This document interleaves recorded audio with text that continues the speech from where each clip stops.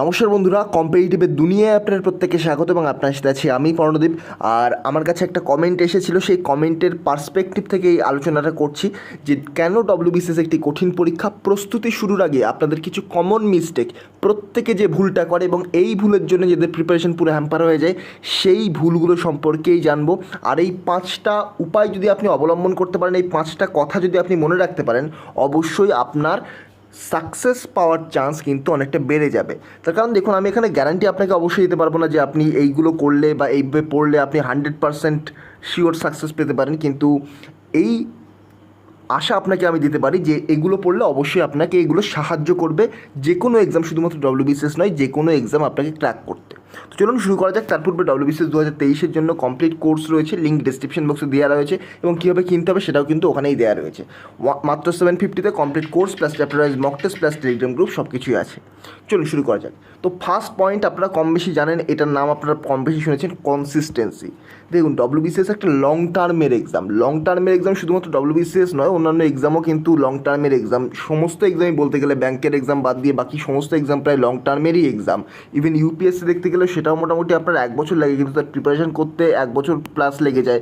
এটা তো খুবই রেয়ার, কিন্তু বেশিরভাগের ক্ষেত্রে 4-5 বছর লেগে যায়। তার মানে একটা জিনিস আপনি বুঝতে পারছেন, কনসিস্টেন্সি খুবই গুরুত্বপূর্ণ।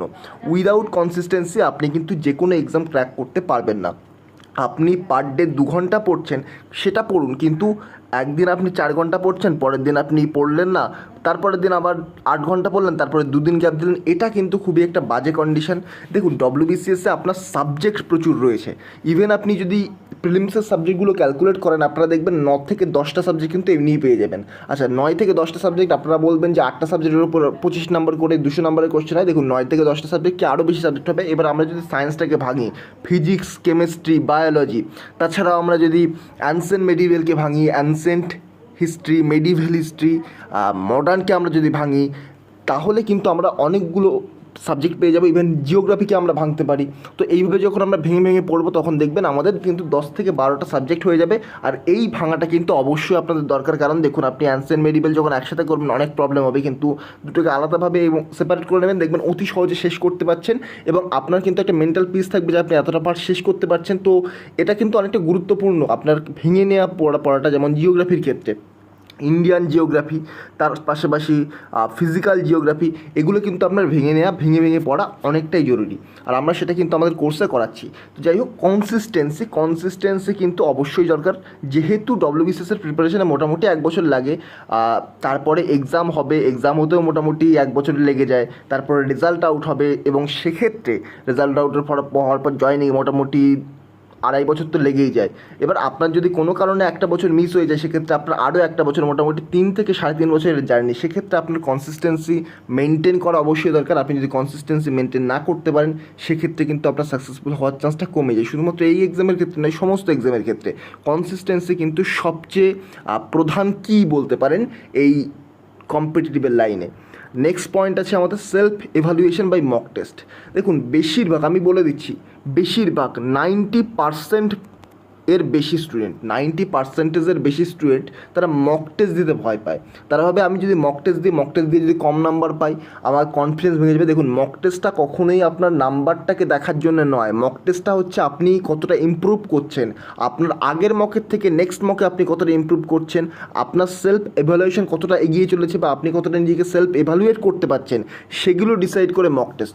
সিম্পল এক্সাম্পল, আপনি শুধুমাত্র প্রিলিমসের 1 মাস আগে থেকে মোটামুটি 20 থেকে 25টা মক টেস্ট দিলেন।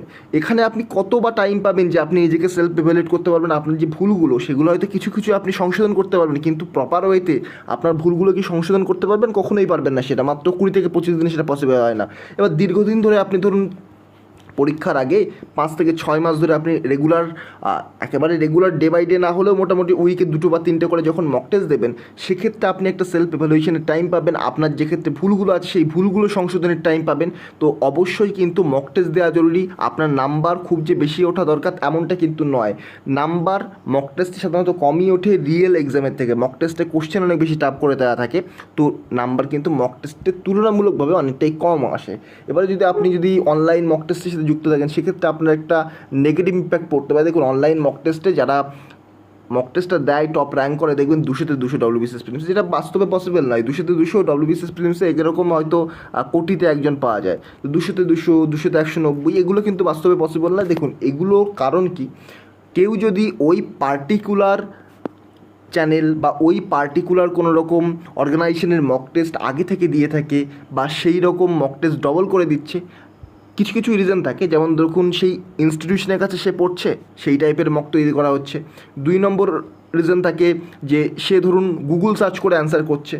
3 নাম্বার রিজন থাকে সে দেখা গেল আগে অন্য জায়গা থেকে মক টেস্ট দিয়েছে, এখন শুধুমাত্র নিজের নামটাকে ওপরে আনার জন্য মক টেস্ট দিচ্ছে। এইগুলোই কিন্তু মেন রিজন। আপনার ভয় পাওয়ার কারণ নেই। আপনার যদি পার্সেন্টাইল কমে যায়, আপনি যদি অনেক পরে র্যাঙ্ক করেন, সেখানে ভয় পাওয়ার কারণ নেই। আপনি জাস্ট মক টেস্ট দেবেন নিজেকে এভালুয়েট করার জন্য, আগে কতটা নাম্বার ছিল, আগে যে জায়গায় ভুলগুলো করেছেন, পরবর্তীকালে ভুল সেখানে করছেন কি না। দেখুন এমনটা কিন্তু হওয়ার নেই যে আপনি আগে জিওগ্রাফিতে 4টে ভুল করেছিলেন, পরের বার আপনাকে জিওগ্রাফিতে 3টে ভুল করতে হবে, এমনটা কিন্তু ব্যাপার নয়। আপনি আগে যে টাইপের কোশ্চেনে ভুল করেছিলেন, পরবর্তীকালে সেই একই টাইপের কোশ্চেনে ভুল করছেন কি না, সেটাই কিন্তু সেলফ ইভ্যালুয়েশনের জায়গা। তো অবশ্যই মক টেস্ট দিন। মক টেস্ট আমি বলবো আপনি যখন থেকেই প্রিপারেশান স্টার্ট করছেন তখন থেকেই মক টেস্ট অন্তত সপ্তাহে, বেশি না হলেও সপ্তাহে 1টা বা 2টো করে দেওয়া উচিত। কারণ দেখুন মক টেস্টে যে টাইপের কোশ্চেন আসে, সেই টাইপের কোশ্চেনই কিন্তু এক্সামে আসবে। আপনার কোশ্চেন সম্পর্কে ধারণা হতে থাকবে, আপনি যত পড়তে থাকবেন, যত আপনি এগোতে থাকবেন, মক টেস্ট দিতে থাকবেন, আপনার কিন্তু কোশ্চেন সম্পর্কে ধারণা হতে থাকবে। এখানে অনেকে বলেন আগে নিজের সিলেবাস শেষ করা উচিত, তারপরে মক টেস্ট দেওয়া উচিত, সেটা তার নিজের পার্সোনাল ওপিনিয়ন। আমার এখানে পার্সোনাল ওপিনিয়ন, আগে থেকেই মক টেস্ট দেওয়া শুরু করে দেওয়া উচিত যখন থেকে আপনি আপনার প্রিপারেশান স্টার্ট করছেন। তাহলে কোশ্চেনের প্যাটার্নটা সম্পর্কে আপনি পড়ার সাথে সাথে অবগত হতে থাকবেন, এবং কোথায় বেশি করে ফোকাস করতে হবে সেটাও কিন্তু আপনি বুঝে যাবেন। Next, previous years question.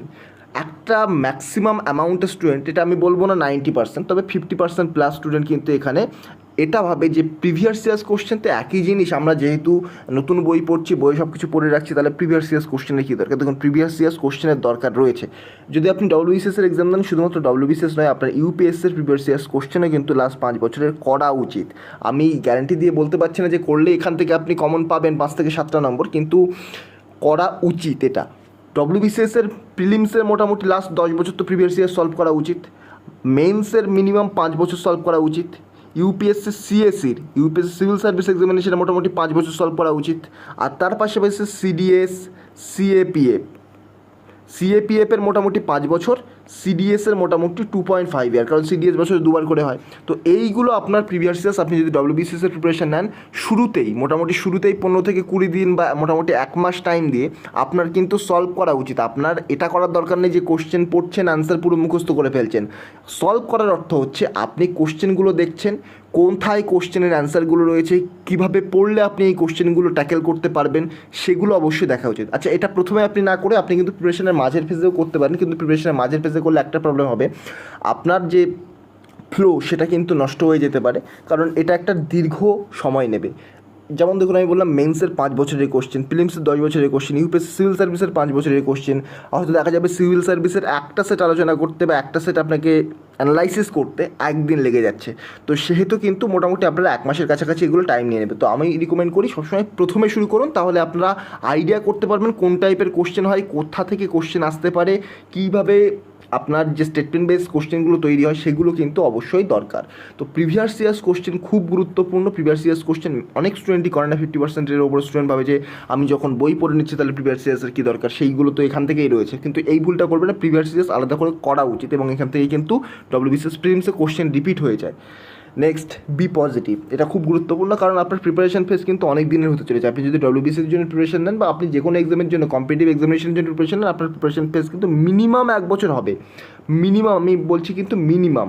এটা আপনার ক্ষেত্রে ম্যাক্সিমাম হয়ে 8 থেকে 9 বছর হতে পারে। আপনার হয়তো একটা টুইট দেখে থাকবেন, একজন UPSC সিভিল সার্ভিসের প্রিপারেশন নিচ্ছিলেন 10 বছর ধরে প্রিপারেশন নেওয়ার পরেও কিন্তু অনেকবার মেন্স ট্র্যাক করার পরে, ইন্টারভিউ দিয়ে আসার পরেও কিন্তু তার ফাইনাল লিস্টে নাম আসেনি।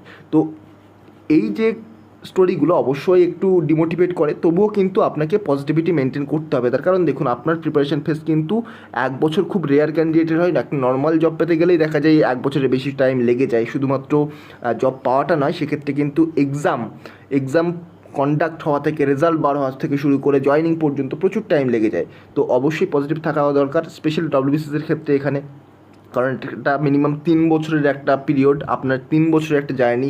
যদি আপনি ফার্স্ট অ্যাটেম্পটে ক্র্যাক করতে পারেন তবেই আপনার 3 বছরের জার্নি। যদি আপনার আরও অ্যাটেম্প্ট বেশি লেগে যায় সেক্ষেত্রে কিন্তু 4 থেকে 5 বছর 6 বছরের জার্নি হয়ে যেতে পারে। তো এই ফেজে কিন্তু পজিটিভ থাকা দরকার, বাইরের কারোর কথায় কোনো রকম কান দেওয়ার দরকার নেই। তবে পজিটিভ থাকা কিন্তু খুব গুরুত্বপূর্ণ, নাহলে কিন্তু আপনি যদি ডিমোটিভেট হয়ে পড়েন, আপনি আপনার প্যাশনটা ভুলে যান, তাহলে কিন্তু এখান থেকে বেরিয়ে আসতে পারেন। Next, don't read too many books. এটা খুব বড় প্রবলেম স্টুডেন্টদের ক্ষেত্রে। তারা একগাদা বই কিনে ফেলে এবং সমস্ত বই পড়ার চেষ্টা করে। একটা বই আপনি 4বার পড়ুন, আর 4টে বই আপনি একবার করে পড়ুন। এই যে প্রথমটা, এটাই কিন্তু বেশি লাভদায়ক। আপনি একটা বই 4বার পড়ছেন, এটাই বেশি লাভদায়ক 4টে বই একবার পড়ার থেকে।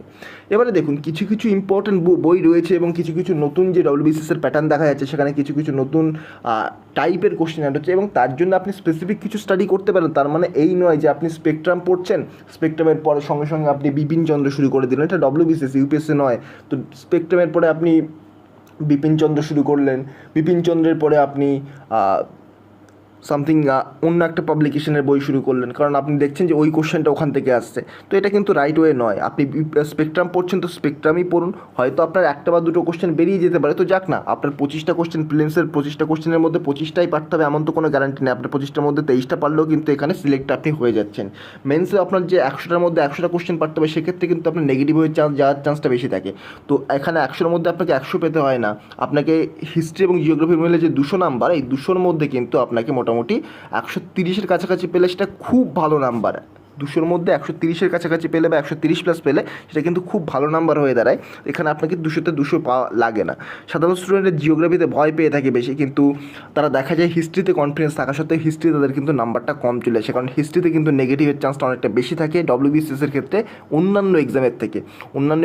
হিস্ট্রিতে কিন্তু নেগেটিভের চান্সটা বেশি থাকে। তো এইগুলো একটু মাথায় রাখবেন। বেশি বই পড়ার দরকার নেই। আপনি একটি বই বারবার পড়ুন, একটা নির্দিষ্ট লিস্ট সেট করুন। আমি বারবার লিস্ট নিয়ে আলোচনা করে দিয়েছি, বুক লিস্ট নিয়ে আলোচনা করে দিয়েছি।